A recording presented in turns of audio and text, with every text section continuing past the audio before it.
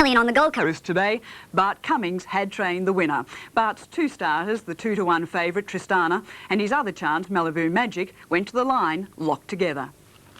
Malibu Magic swept up on the outside. Russell took it to the lead and the Gents Prospect is gone. Here comes Tristana. Tristana after Malibu Magic. Malibu Magic just in front. Tristana cutting it down the last little bit. It's going to be tight. They hit it all. Ding Donga. Ding Donga. The stablemates have hit it locked together. An obviously happy Bart Cummings, Quinella the big one with Malibu Magic at 11-to-1, ridden by Ken Russell, getting the nod from Tristana and proudly at 16s. And that's tonight. That's all in sport, Pete. That's a great finish. Thanks, Anne-Marie. Saturday nights need a lift. Come with me. View's fabulous. Great restaurant, and there's another 9 right here. Now you just watch your weight. And if you're a bit dry, there's 20 bars. You can't drink till after. You can dance. Even take your little sister. Come on, Pete, it's time to go. Go, Pete, go, go, go! Come on, go! If you can hack the pace, there's only one place to be. Moonee Valley, Saturday night.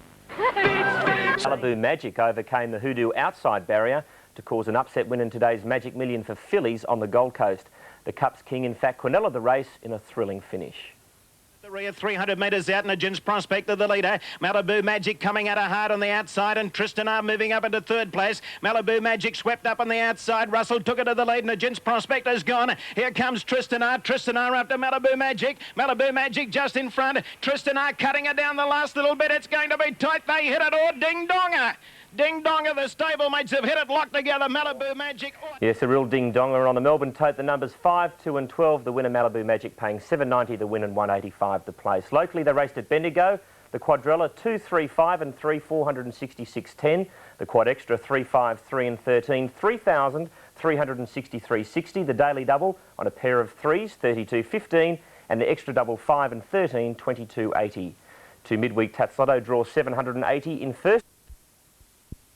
In fact, the first over from Malcolm Marshall, very productive, 7 runs from it, and it looked as though it was going to be a score of around about 250, but then suddenly the breakthrough came. There's a little bit of bounce in the pitch, and David Boone, who's not having a great one-day series, was out caught behind. Graham Wood came in, a little surprised at that move.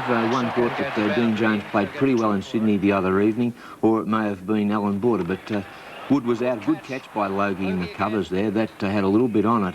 But Jeff Marsh continued to flay the bowling. A nice cut shot. Once again, Jeff Marsh out to a ball that was well pitched up. We saw him in the Test match get out a couple of times, and that one then just seemed to lose sight of it again. But this is a partnership that really set up the Australian victory. 99 runs, partnership between Dean Jones. A catch that should have been taken. I think Courtney Walsh just a little bit off stride then, but here's another great catch, great outfield catch, and certainly this is what the crowd does love, those outfield catches, and this is a mammoth shot from Alan Border. Big 6, back some 10 or 12 rows at the MCG. Steve Waugh came in after the dismissal of Dean Jones, and he's a great player, Steve Waugh, in one-day matches. Alan Border out, the end of a fine innings from him, 78 runs, and he really is back in action. A nonchalant bit of cricket by big Curtly Ambrose there, catching Steve Waugh, and Dean Jones, Simon O'Donnell rather, going for the big hit. Viv Richards throws down the stumps, Peter Taylor running. And of course, Big Merv out off the last ball of the Australian innings, and Australia 204, and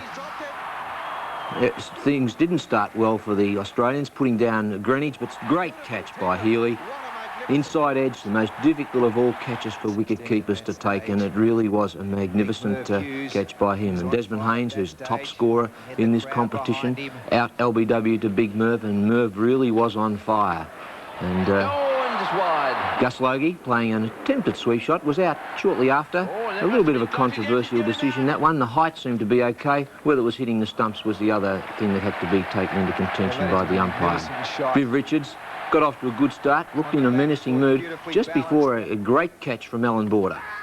Went up in the air, both going for it, and finally Border calling. And it was only in the last match at the MCG that a catch similar to that bounced safely in between 3 players. So Bobby Simpson really has been working on that aspect of the game for the Australians. Richie Richardson out.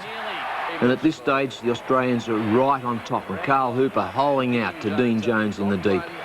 Not always the best balls get wickets. Dean Jones elated and showing the crowd. I thought he was going to kick that one through for a goal, actually. Alan Borden, here's the controversial one. The ball did pop out of the gloves.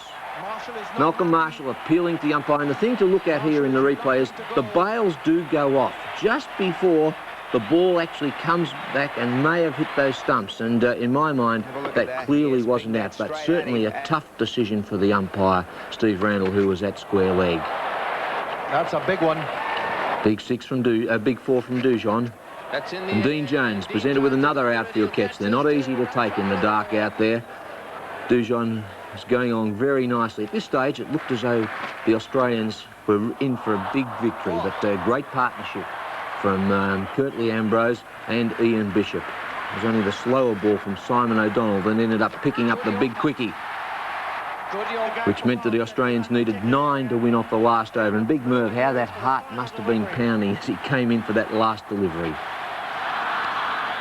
Alan Border got everything behind it, even the post there, but he did get right behind it, got the hands, the ball, and it really was a great victory for the Australians. A little bit of controversy about it, but Australians elated as they left the ground, as was the 73,575 people who stayed. And as most of those people walked out of the aisles, it was a shell-shocked look on them. They didn't know quite what had happened, Dixie. They really felt that Australia had the game in their keeping, and suddenly the pendulum swung, and it really was a great game of cricket. Fantastic. Well, it now moves to Sydney. The SCG is a favourite of the Aussies. They must go in fairly confident. Well, looking at what took place up there last Thursday evening, it is a wicket that assists spin. I would think that the Australians will probably go in with another spinner. I don't know who that would be.